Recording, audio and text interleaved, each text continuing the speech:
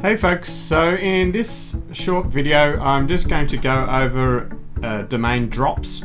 Inside SpamZilla you have a column called SZ drops. There's just a little bit of information there. SpamZilla drops, the amount of domain drops recorded for the domain. Okay, so this data is actually showing you how many times a domain has dropped or expired in the past. Okay, so this is one key metric that a lot of SEOs will look to when they are picking up expired domains or auction domains. Okay, so ideally you want to have a low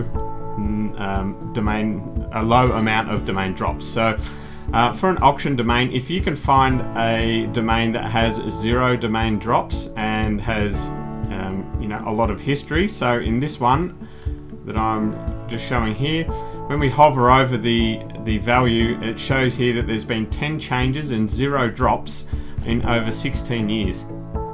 Okay, so that domain has got some good strong history. It's got some decent amount of backlinks. The DR doesn't look so great. The TF is very high, and this is Majestic Root TF. So that's quite a good metric to have on your auction domains, and mainly because when you're also picking up an auction domain and it has 0 drops on it, and the auction domain, if you win it and it's transferred to you, this value of 0 drops will be maintained. Okay, so it won't be increased to 1. If you're picking up expired domains, there's going to be at least 1 drop. So if the expired domain has only recently dropped in the last few days, then it's going to have 1 drop. The number for expired domains that people normally are happy with is 1 to 2. But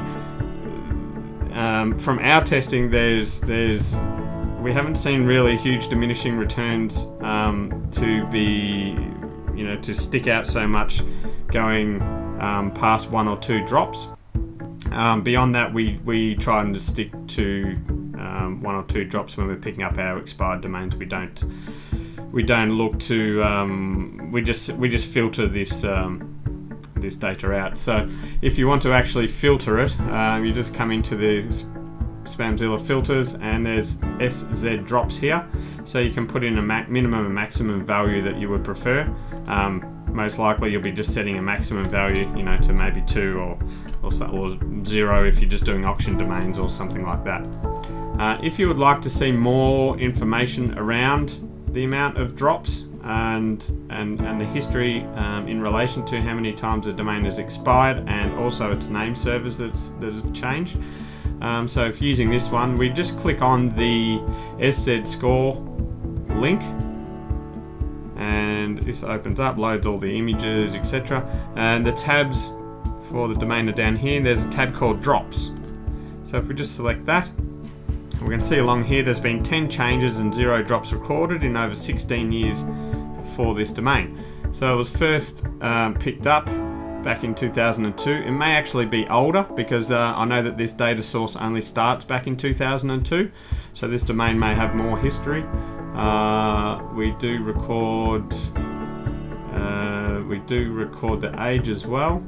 So this is showing 17 domains. This is a different data source to what this is here, but it's around the same, so 16 or 17 years old for this auction domain. And we can see down the left hand side in blue, it just shows the different dates where there's been different changes that have occurred on the domain itself. Okay, and we can see that there's been no drops. I'll show you what a drop will look like. All of these changes that are happening is each time that the name servers have changed. So potentially, if you do see a lot of name servers changing, this might be a domain that has been transferred in the past, or it might just have been changed to different hosts and things. So if we just have a quick look at one that has dropped, maybe this one, it's dropped multiple times, and we go down to drops.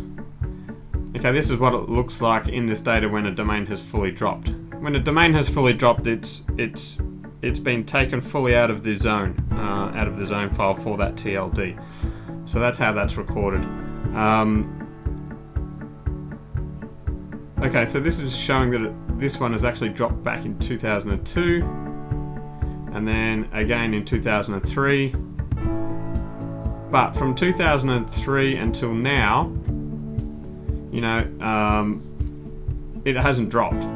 So even though it has had 2 drops, and people might be just looking for 0 drops, it hasn't actually dropped since 2003.